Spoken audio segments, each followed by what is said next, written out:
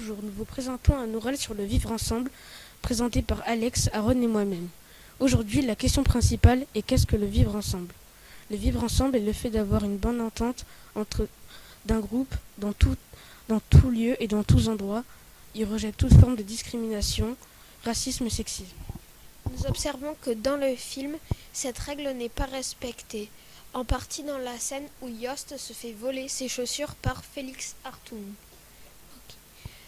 Le vivre ensemble exclut toute forme de harcèlement et de discrimination.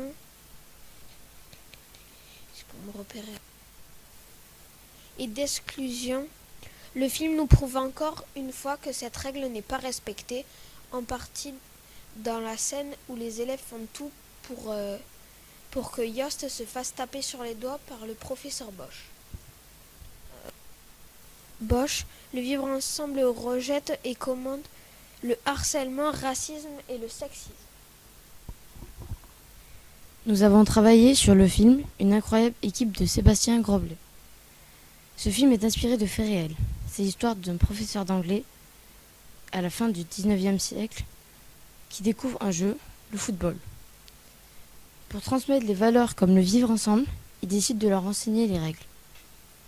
Alors que Conrad Koch commence son cours, le professeur Bosch interrompt la leçon en montrant un bâton scié.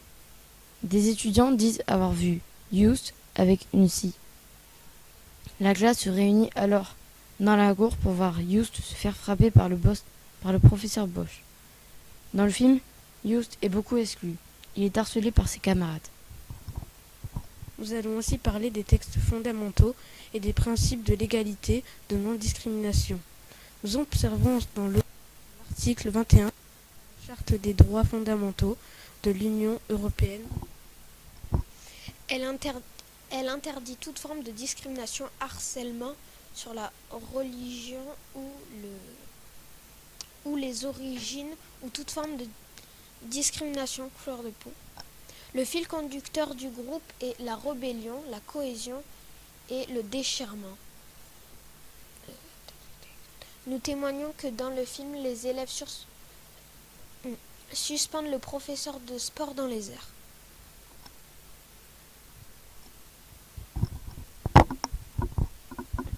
L'esprit d'équipe, c'est faire corps avec le groupe. C'est en définitive s'engager dans la réussite collective plutôt que dans la réussite individuelle. Nous allons conclure sur ce qu'est les principes d'égalité et de non-discrimination. Insiste à ce que nous soyons tous égaux.